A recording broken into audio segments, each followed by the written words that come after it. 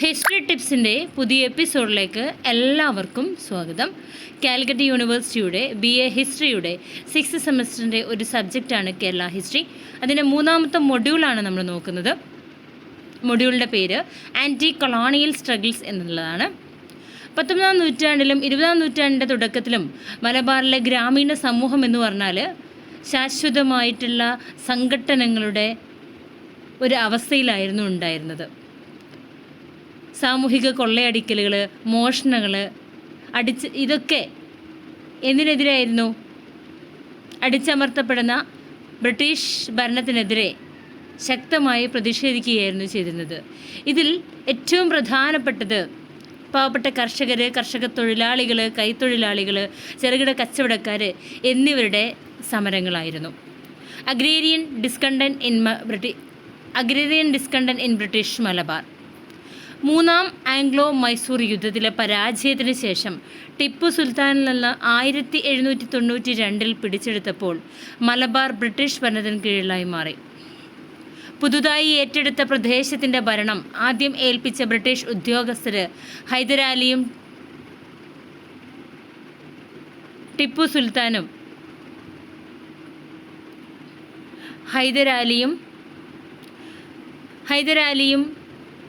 ടിപ്പു സുൽത്താനും പിന്തുടർന്ന സമ്പ്രദായത്തിൽ നിന്ന് റവന്യൂ മാനേജ്മെൻറ്റിന് മാർഗനിർദ്ദേശം നൽകി. പ്രദേശത്തിൻ്റെ റവന്യൂ സ്രോതസ്സുകൾ പരിശോധിച്ചിട്ടില്ല. ബ്രിട്ടീഷുകാർക്കെതിരെ സുൽത്താൻ നടത്തുന്ന യുദ്ധത്തിൻ്റെ ചെലവുകൾ വഹിക്കാൻ സാധ്യമായ പരമാവധി തുക ശേഖരിക്കുക എന്നതായിരുന്നു ഗവർണറുടെ ഉദ്ദേശം. അതിൻ്റെ ഫലമായിട്ട് നെൽവയലുകളുടെ വാസസ്ഥലം അധികവും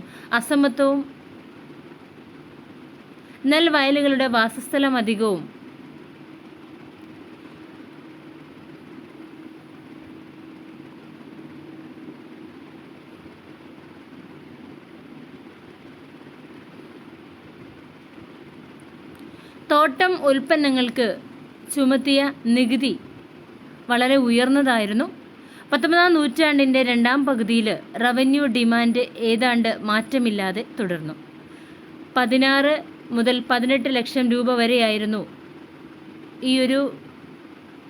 16 മുതൽ 18 ലക്ഷം രൂപ 16 to 18 ലക്ഷം രൂപ. ഈ ഒരു വരുമാനം ശേഖരിക്കുന്നതിൽ കർഷകരുടെ മിച്ചത്തിൻ്റെ ഒരു വലിയ പങ്കുണ്ടായിരുന്നു. തുടക്കത്തിൽ വരുമാനമായി വിനിയോഗിക്കേണ്ട ഈ മിച്ചത്തിൻ്റെ യഥാർത്ഥ അളവിനെക്കുറിച്ച് ഉദ്യോഗസ്ഥർക്കിടയിൽ ഒരു ഏക അഭിപ്രായമുണ്ടായിരുന്നില്ല. തണ്ണീർത്തടങ്ങളിൽ നിന്നുള്ള സംസ്ഥാനത്തിൻ്റെ ആവശ്യം 40% അറ്റ ഉൽപ്പന്നങ്ങളും പൂന്തോട്ട ഭൂമിയിൽ നിന്ന് അല്പം കൂടുതലുമാണ്. തണ്ണീർത്തടങ്ങളുടെ കാര്യത്തിലെങ്കിലും ഉൽപ്പന്നത്തിൻ്റെ സർക്കാരിൻ്റെ വിഹിതം യഥാക്രമം കൃഷിക്കാരൻ്റെയും ഭൂവുടമയുടേതിനേക്കാൾ കൂടുതലായിരുന്നു. മൂല്യനിർണ്ണയത്തിൻ്റെ അസമത്വം കാർഷിക ജനസംഖ്യയിലെ മെച്ചപ്പെട്ട വിഭാഗങ്ങൾക്ക് പകരം ദുർബലരായ ആളുകൾക്ക് ഭൂവരുമാനത്തിൻ്റെ കനത്ത ഭാരം ചുമത്തി ഭൂമിയുടെ വരുമാനം നിശ്ചയിക്കുന്നതിൽ വില്ലേജ് ഉദ്യോഗസ്ഥർക്ക് കാര്യമായ വിവേചന അധികാരം നൽകിയ മൂല്യനിർണ്ണയ രീതി സ്വീകരിച്ചു. ഭൂമിയുടെ അളവിനെ അടിസ്ഥാനമാക്കിയല്ല, ഓരോ തോട്ടത്തിലെയും വിത്തിൻ്റെ അളവും മരങ്ങളുടെ എണ്ണവും കണക്കിലെടുത്താണ് വിലയിരുത്തൽ. അതുകൊണ്ട് തന്നെ വില്ലേജ് ഉദ്യോഗസ്ഥർക്ക് അവരുടെ കണക്കുകൾ എളുപ്പത്തിൽ കൈകാര്യം ചെയ്യാൻ കഴിയും. ഭൂരിഭാഗവും ഭൂവുടമകളിൽ നിന്ന് വലിച്ചെടുക്കപ്പെട്ട അവർ തങ്ങളുടെ സ്വന്തം ഭൂമിയെയും കൈക്കൂലി നൽകാനോ സ്വാധീനിക്കാനോ കഴിയുന്ന വ്യക്തിയുടെ ഭൂമിയെ കുറച്ചു കാണാനും സ്വാധീനം കുറഞ്ഞതോ അല്ലാത്തതോ ആയ ആളുകളുടെ ഭൂമിയെ അമിതമായി വിലയിരുത്തി കമ്മി നികത്താൻ ശ്രമിക്കുന്നവയുമായിരുന്നു. സർക്കാർ നിരക്കിലെ അസന്തുലിതാവസ്ഥയും വരുമാനം നൽകുന്നതിനായി ഉൽപ്പന്നങ്ങൾ പണമാക്കി മാറ്റുന്നതിനുള്ള നിലവിലുള്ള വിപണി നിരക്കും കർഷകരെ ദുരിതത്തിലാക്കി. സർക്കാർ ഭൂമിയുടെ വരുമാനം പട്ടയത്തിൻ്റെയോ പാട്ടത്തിൻ്റെയോ 10% കണക്കാക്കി അത് പണമായിട്ട് ശേഖരിച്ചു. കഴിഞ്ഞ 10 വർഷത്തെ ശരാശരി വിലയുടെ അടിസ്ഥാനത്തിൽ പരിവർത്തന നിരക്ക് നിശ്ചയിച്ചു. 19ാം നൂറ്റാണ്ടിലെ പണസമ്പദ് വ്യവസ്ഥയുടെ വികാസത്തോടെ വാടക കൂടുതൽ ഭാഗികമായെങ്കിലും പണമായി ശേഖരിക്കപ്പെടാൻ തുടങ്ങിയതുകൊണ്ട് നിരക്കുകളിലെ ഈ അസമത്വത്തിൻ്റെ പ്രതികൂല ഫലങ്ങൾ വാടക അടയ്ക്കുന്നതിലേക്കും വ്യാപിച്ചു. അമിതമായ വിലയിരുത്തലിൻ്റെ സമ്മർദ്ദവും പരിവർത്തന നിരക്കുകളിലെ അസമത്വവും ഗ്രാമീണ ജനതയ്ക്ക് തീവ്രമായി അനുഭവപ്പെട്ടു. അവർക്കെതിരെ പരാതികളും പ്രാതിനിധ്യങ്ങളും ഉച്ചത്തിലുള്ളതും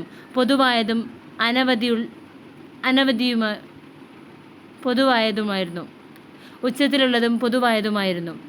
ആശ്വാസം നിഷേധിക്കപ്പെട്ടതുകൊണ്ട് റവന്യൂ ബാധ്യതകൾ നിറവേറ്റുന്നതിനായി കർഷകർക്ക് അവരുടെ ജംഗമ വസ്തുക്കൾ വിൽക്കേണ്ടി വന്നു. വരുമാനത്തിൻ്റെ ഭാരം പ്രധാനമായും കുടിക്കിടപ്പുകാർക്കും സ്വന്തമായി ഭൂമി കൃഷി ചെയ്യുന്ന ചെറുകിട ഭൂവുടമകൾക്കും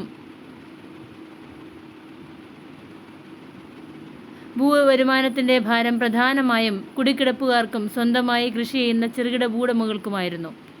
നിയമപരമായി ഭൂമി രജിസ്റ്റർ ചെയ്തിട്ടുള്ള ഭൂവുടമകളിൽ നിന്നാണ് വരുമാനം കണ്ടെത്തേണ്ടത്. എന്നാൽ അത് ഡിസ്ചാർജ് ചെയ്യാനുള്ള അവരുടെ കഴിവ് അവരുടെ കുടിയാന്മാരിൽ നിന്ന് വാടക വാങ്ങാനുള്ള അവരുടെ കഴിവിനെ ആശ്രയിച്ചായിരുന്നു.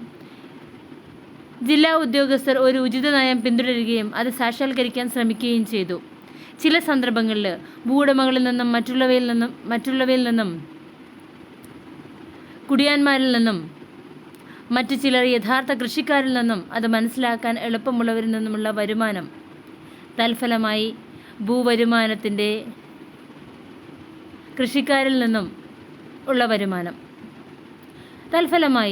ഭൂവരുമാനത്തിൻ്റെ ഭൂരിഭാഗവും കുടിക്കിടപ്പുകാർ നേരിട്ട് അടയ്ക്കേണ്ടി വന്നു. അതുകൊണ്ട് തന്നെ അമിതമായ മൂല്യനിർണ്ണയം, വ്യത്യസ്ത പരിവർത്തന നിരക്കുകൾ മുതലായവയിൽ നിന്ന് ഉണ്ടാകുന്ന എല്ലാ പ്രശ്നങ്ങളും അഭിമുഖീകരിക്കേണ്ടി വന്നു. Additional taxes. ഭൂനികുതിയും ഉപ്പിൻ്റെയും പുകയിലയുടെയും നികുതികൾക്ക് പുറമെ കമ്പനിയുടെ നികുതി സമ്പ്രദായം ദൈനംദിന ജീവിതത്തിലെ മിക്കവാറും എല്ലാ ആവശ്യങ്ങളെയും ഉൾക്കൊള്ളുന്നതായിരുന്നു. 50ഓളം വ്യത്യസ്ത നികുതികൾ ജനങ്ങളിൽ നിന്ന് തിരിച്ചറിഞ്ഞു. വീടുകൾ, കടകൾ, കന്നുകാലികൾ, തറികൾ, കടത്തുവള്ളങ്ങൾ, മത്സ്യബന്ധന വലകൾ, ടാപ്പിംഗ് കത്തികൾ, കള്ള്, ചാരായം എന്നിവയുടെ നികുതി അവയിൽ ഉൾപ്പെടുന്നുണ്ട്. Rent, legal and illegal. ഭൂവുടമസ്ഥര് നിയമപരവും നിയമവിരുദ്ധവുമായ വാടക വഴിയുള്ള മിച്ചം വിനിയോഗിക്കുന്നതായിരുന്നു ഭൂവരുമാനത്തെക്കാളും നികുതിയേക്കാളും കൂടുതൽ കൃത്യതയുള്ളത്. കമ്പനിയുടെ റവന്യൂ നയവും ജുഡീഷ്യൽ സംവിധാനവും ഭൂവുടമകൾക്ക് കർഷകരുടെ ഉൽപ്പന്നത്തിൻ്റെ വിഹിതം പരമാവധിയാക്കാൻ പുതിയ രീതികളും ഉപകരണങ്ങളും രൂപപ്പെടുത്താൻ സഹായിച്ചു. കമ്പനി സ്വീകരിച്ച ലാൻഡ് റവന്യൂ നയം പരമ്പരാഗത ഭൂബന്ധങ്ങളെ തകിടമറിക്കുകയും ഭൂമിയുടെ അവകാശത്തിൻ്റെ സ്വഭാവത്തിൽ അടിസ്ഥാനപരമായ മാറ്റങ്ങൾ വരുത്തുകയും ചെയ്തു. പരമ്പരാഗതമായി ഭൂമിയിലെ 2 പ്രധാന താൽപ്പര്യങ്ങൾ ജന്മം, കാനം എന്നീ അവകാശങ്ങളിൽ ഉൾക്കൊള്ളുന്നു. ജന്മി അഥവാ ജന്മത്തിൻ്റെ ഉടമ, കണക്കാരൻ അഥവാ കാനം കുടിശ്ശികയുടെ ഉടമ, കൃഷിക്കാരൻ എന്നിവർ തമ്മിലുള്ള അറ്റ ഉൽപ്പന്നങ്ങൾ തുല്യമായി പങ്കിടുക എന്ന തത്വത്തെ അടിസ്ഥാനമാക്കിയാണ് ഒടുവിൽ വികസിച്ച മാനദണ്ഡങ്ങൾ. 18ാം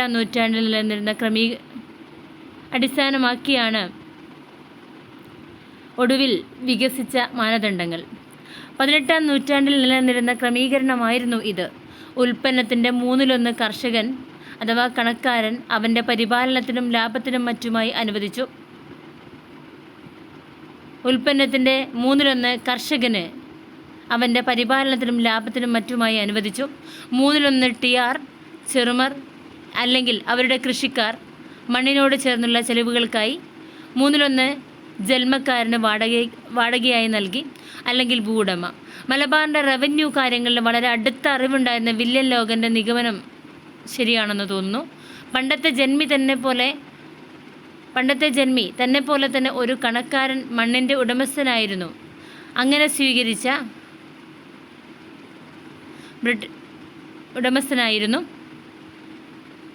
ബ്രിട്ടീഷ് നയം ജന്മികൾക്ക് അനുകൂലമായി വ്യക്തമായിരുന്നു.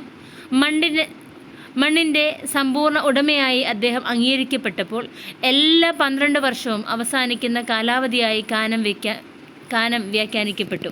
ഇത് ജന്മികൾക്ക് പാട്ടം പുതുക്കാനോ ഭൂമി നൽകാനോ അവസരം നൽകി. ഉയർന്ന വാടക നൽകാൻ തയ്യാറായ മറ്റൊരു വാടകക്കാരൻ. അങ്ങനെ ബ്രിട്ടീഷ് ഭരണകൂടം കുടിയാന്മാരുടെയും കൃഷിക്കാരുടെയും ആചാരപരമായ അവകാശങ്ങളൊന്നും സംരക്ഷിച്ചില്ല. അവരെ പൂർണ്ണമായും ഭൂവുടമകളുടെ കാരുണ്യത്തിൽ വിട്ടു. ഈ നയത്തിൻ്റെ രൂപീകരണത്തിന് പിന്നിലെ പ്രധാന ലക്ഷ്യം കൊളോണിയൽ ഭരണത്തിന് ഒരു സാമൂഹിക അടിത്തറ സൃഷ്ടിക്കേണ്ടതിൻ്റെ ആവശ്യകതയായിരുന്നു. ഈ ലക്ഷ്യം കൈവരിക്കുന്നതിന് ബ്രിട്ടീഷ് ഉദ്യോഗസ്ഥർ ഗണ്യമായ പ്രാദേശിക സ്വാധീനവും അന്തസ്സുമുള്ള ജന്മികളിലേക്ക് തിരിഞ്ഞു. റവന്യൂ, ജുഡീഷ്യൽ വകുപ്പുകളുടെ കീഴിലുള്ള ഓഫീസുകളിലേക്കുള്ള റിക്രൂട്ട്മെൻറ്റ് നയവും ജന്മികളുടെ സ്ഥാനം ശക്തിപ്പെടുത്തി. ഭൂരിഭാഗം വില്ലേജ് ഓഫീസർമാരും ഭൂമിയുടെ ഉടമസ്ഥയിലുള്ള വിഭാഗങ്ങളിൽ നിന്നുള്ളവരാണ്. ഇപ്രകാരം തങ്ങൾക്ക് നൽകിയ അധികാരവും സ്ഥാനവും ഉപയോഗിച്ച് ജുഡീഷ്യറിയുടെയും പോലീസിൻ്റെയും പിന്തുണയോടെ ഭൂവുടമകൾക്ക് കൃഷിക്കാരൻ്റെ ഉൽപ്പന്നത്തിൻ്റെ വലിയൊരു പങ്ക് പാട്ടമായി വേർതിരിച്ചെടുക്കാൻ കഴിഞ്ഞു. The Mappilas of Malabar. ഒന്നുകിൽ അറബി വ്യാപാരികളുടെ പിൻഗാമികളോ അല്ലെങ്കിൽ ഇസ്ലാം മതം സ്വീകരിച്ച ഹിന്ദുക്കളുടെ പിൻഗാമികളോ ആണ് മാപ്പിളമാർ. അറബി വ്യാപാര പ്രവർത്തനങ്ങളുടെ പ്രധാന കേന്ദ്രമായ മലബാർ മാറി. 7-ാം നൂറ്റാണ്ടോടെ നിരവധി അറബികൾ മലബാറിൻ്റെ ചില തുറമുഖങ്ങളിൽ സ്ഥിരതാമസമാക്കി. കച്ചവടത്തിലും അതുമായി ബന്ധപ്പെട്ട തൊഴിലുകളിലും ഏർപ്പെട്ടിരുന്ന മാപ്പിളമാർ പ്രധാനമായും തീരദേശ അധിവസിച്ചു. 16-ാം നൂറ്റാണ്ടിനും 17-ാം നൂറ്റാണ്ടിനും ഇടയിൽ മാപ്പിള ജനസംഖ്യ പ്രധാനമായും ഗ്രാമീണരായി. 19-ാം നൂറ്റാണ്ടിലും 20-ാം നൂറ്റാണ്ടിലും മൊത്തത്തിൽ മാപ്പിള ജനസംഖ്യയുടെ വളർച്ചാ നിരക്ക് മറ്റ് സമുദായങ്ങളെ അപേക്ഷിച്ച് വളരെ ഉയർന്നതായിരുന്നു.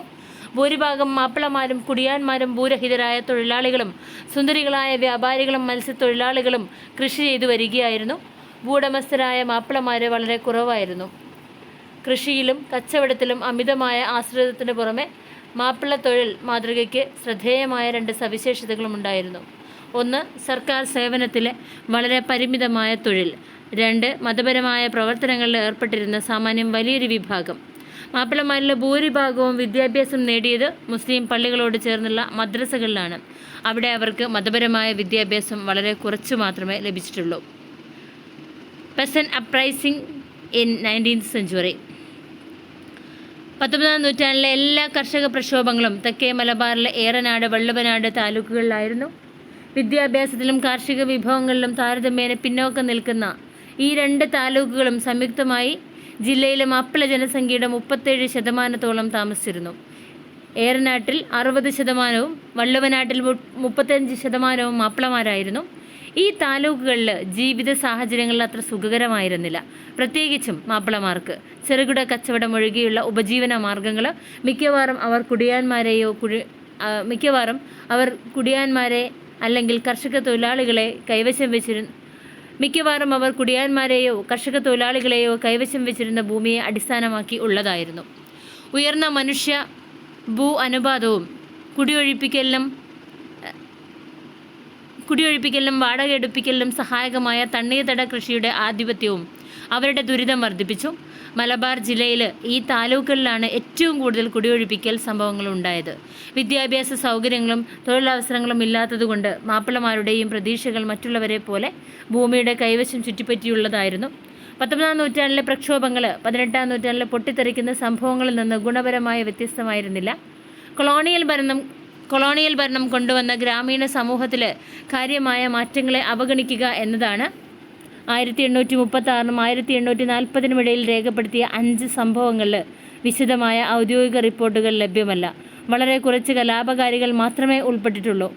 മുറിവേറ്റവരോ കൊല്ലപ്പെട്ടവരോ ആയ ഹിന്ദുക്കളുടെ ആകെ എണ്ണം 6 ആയിരുന്നു. അവരിൽ 2 പേർ ജന്മികൾ, ഒരാൾ സർക്കാർ ജീവനക്കാരൻ, ഒരു വില്ലേജ് റവന്യൂ പ്യൂൺ, ഒരാൾ ഒരു ജ്യോതിഷി, ബാക്കിയുള്ള 2 നായർ. എല്ലാ സാധ്യതയിലും ഒരാൾ ജന്മി, മറ്റൊരാൾ അവൻ്റെ ആശ്രിതൻ. ഇനി പള്ളിപ്പുറം അപ്രൈസിങ്ങിനെ കുറിച്ചാണ് നമുക്ക് പറയാനുള്ളത്. 1841 ഏപ്രിൽ 5-ന് വള്ളുവനാട് താലൂക്കിലെ പള്ളിപ്പുറം ഗ്രാമത്തിലും 1841 നവംബർ 14-ന് ഏറനാട് താലൂക്കിലെ മണ്ണൂർ ഗ്രാമത്തിലുമുണ്ടായ പ്രക്ഷോഭങ്ങൾ കർഷക ഭൂപ്രഭു വൈരുദ്ധ്യത്തിൽ നിന്ന് ഉണ്ടായതാണ്. ആദ്യത്തേതിൽ മേൽച്ചാർച്ച അഥവാ ഓവർസീസ് വഴി ഭൂമി നഷ്ടപ്പെട്ട കുഞ്ഞോലൻ തൻ്റെ ജന്മിയായ പെരുമ്പാളി നമ്പൂതിരിയെ കൊന്നു. മജിസ്ട്രേറ്റ് റിപ്പോർട്ട് ചെയ്തത് തങ്ങൾ രക്തസാക്ഷികളാകുമെന്നും അവർ വീണാൽ സ്വർഗത്തിന് അർഹതയുണ്ടാകുമെന്നും ഉറപ്പ് നൽകിയാണ് കുഞ്ഞോലൻ അവരെ തന്നോടൊപ്പം കൊണ്ടുപോകാൻ പ്രേരിപ്പിച്ചതെന്ന് വിശ്വസിച്ച താഴത്തെ ഓർഡറുകളിൽപ്പെട്ട അദ്ദേഹത്തിൻ്റെ 2 ആൺമക്കളും 6 അയൽവാസികളും അദ്ദേഹത്തെ സഹായിച്ചു. അവർ പ്രതിദാനം ചെയ്ത ഒരു പ്രവൃത്തിയുടെ അനന്തരഫലം ദൈവത്തിന് പൂർണ്ണമായി പ്രസാദകരമായിരിക്കും. അവർ ചെയ്തത് തങ്ങളുടെ ഭക്തിയിലായിരിക്കെ ഏകദേശം നുഴഞ്ഞുകയറ്റത്തിൻ്റെ അനിയന്ത്രിതമായ രോക്ഷത്തിൽ പ്യൂണിനെയും പുണ്യസ്ഥലമായി മാറിയ ഭൂമി കൈവശപ്പെടുത്തുന്നുള്ള ആദ്യപടിയായി കണ്ട ഭൂവുടമയെയും കൊല്ലുക എന്നതായിരുന്നു. അയൽപക്കത്ത് വലിയ സംഖ്യ മാപ്പിളമാരുടെ പിന്തുണയോടുകൂടി വിമതർ അവരെ അറസ്റ്റ് ചെയ്യാനുള്ള പോലീസിൻ്റെ ശ്രമങ്ങളെ ധിക്കരിച്ചു. അവർ സൈന്യത്തിന് കീഴടങ്ങാൻ വിസമ്മതിച്ചു. പക്ഷേ സർക്കാർ ഞങ്ങളെ തൂക്കിലേറ്റും എന്നതിനാൽ ഞങ്ങൾ സയ്യിദ് അല്ലെങ്കിൽ മതരക്തസാക്ഷികളാകാൻ കൊല്ലാനും മരിക്കാനും ഇഷ്ടപ്പെട്ടു. തുടർന്നുണ്ടായ ഏറ്റുമുട്ടലിൽ 11 വിമതരും കൊല്ലപ്പെട്ടു. പക്ഷേ സർക്കാർ അവരെ തൂക്കിലേറ്റും എന്നതുകൊണ്ട് തന്നെ അവർ കൊല്ലാനും മരിക്കാനും ഇഷ്ടപ്പെട്ടു. രക്തസാക്ഷികളാവാൻ അവർ തയ്യാറായിരുന്നു. തുടർന്നുണ്ടായ പ്രക്ഷോഭങ്ങളിൽ 1841 ഡിസംബറിൽ വള്ളുവനാട് താലൂക്കിലെ പള്ളിപ്പുറം വില്ലേജിലും 1843 ഒക്ടോബറിൽ ഏറനാട് താലൂക്കിലെ തിരൂരങ്ങാടി ഗ്രാമത്തിലും 1843 ഡിസംബറിൽ വള്ളുവനാട് താലൂക്കിലെ പാണ്ടിക്കാട് വില്ലേജിലും യഥാക്രമം 8, 7, 10 മാപ്പിളമാർ ഉൾപ്പെട്ടിരുന്നു. അവരുടെ ലക്ഷ്യം ഒന്നാമത്തേത് അധികാരിയുടെ മകനും മരുമകനും, രണ്ടാമത്തേത് അധികാരിയും ഗ്രാമത്തിലെ പ്യൂണും, മൂന്നാമത്തേത് ഒരു ബ്രാഹ്മണ ജന്മിയും അവൻ്റെ ദാസനുമായിരുന്നു. 1836-43 കാലഘട്ടത്തിലെ പ്രക്ഷോഭത്തെക്കുറിച്ചുള്ള റിപ്പോർട്ടുകൾ വളരെ വിവരദായകമല്ല. കൂടുതലും ഹ്രസ്വവും വസ്തുതാപരവും എപ്പിസോഡിക് വിവരങ്ങളുമാണ്. എന്നിരുന്നാലും അവയിൽ നിന്ന് 2 പൊതു സവിശേഷതകൾ നമുക്ക് കാണാം. ആദ്യം, മാപ്പിള ജനസംഖ്യയിലെ ദരിദ്ര വിഭാഗത്തിൽ നിന്നും മാത്രം പങ്കെടുത്തവരായിരുന്നു.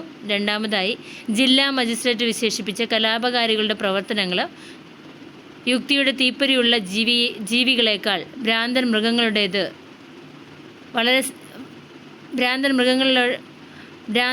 മൃഗങ്ങളുടേതിന് സാമ്യമുള്ളവയായിരുന്നു. അവരുടെ ലക്ഷ്യങ്ങൾ ഏതാണ്ട് ബ്രിട്ടീഷ് ഉദ്യോഗസ്ഥരും ജന്മികളും അവരുടെ ആശ്രിതരും മാത്രമായിരുന്നു. 1841 പള്ളിപ്പുറം കലാപത്തിൽ കോടതി വിധി പ്രകാരം തൻ്റെ ഭൂമിയിൽ നിന്ന് പുറത്താക്കപ്പെട്ട 17 അംഗ കുടുംബമുള്ള ഒരു ചെറിയ കുടിയാനായിരുന്നു നേതാവ്. ഇളയ സഹോദരനെ കൂടാതെ ഒരു തട്ടാൻ, 3 തൊഴിലാളികൾ, ഒരു തൊഴിൽ രഹിതൻ, ഒരു 15 വയസ്സുള്ള ആൺകുട്ടി എന്നിവരായിരുന്നു അവരുടെ കൂട്ടാളികൾ. ഇനി വരുന്നത് ദ മഞ്ചേരി അപ്രൈസിംഗ് 1849. 65 മാപ്പിളം. ഇനി വരുന്നത് ദ മഞ്ചേരി അപ്രൈസിംഗ്.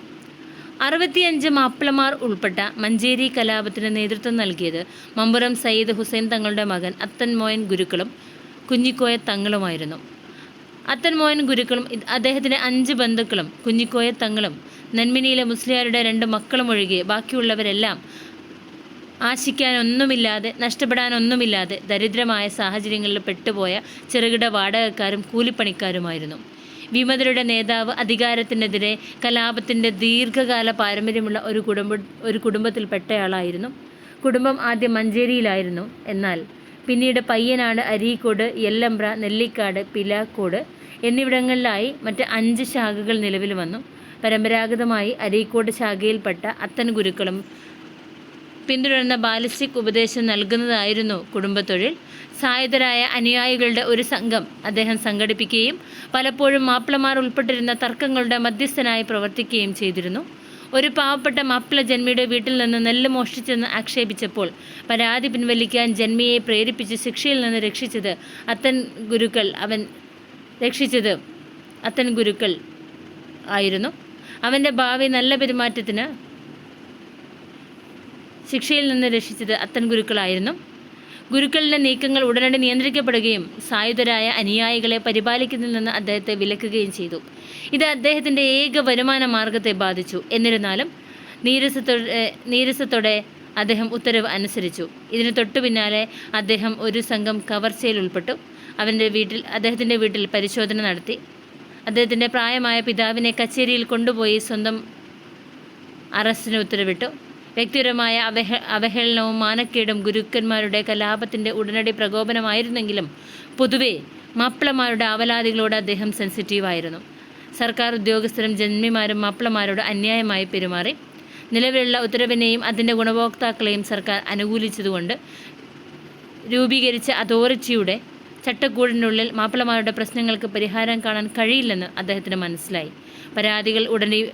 പരാതികൾ ഉടനടി പരിഹരിക്കുന്നതിനും സർക്കാരിൻ്റെ ശ്രദ്ധ അവരിലേക്ക് നിർബന്ധിക്കുന്നതിനുമായി സ്വീകരിച്ച ഒരേയൊരു ഗതി കലാപം മാത്രമായിരുന്നു. 19-ാം നൂറ്റാണ്ടിലെ കലാപങ്ങളുടെ സവിശേഷതയായ സാമ്പത്തിക ആവലാതികളുടെയും മതവിശ്വാസങ്ങളുടെയും പരസ്പര ബന്ധത്തിൻ്റെ സൂചനയായിരുന്നു മഞ്ചേരി കലാപത്തിൻ്റെ സംഭവങ്ങൾ.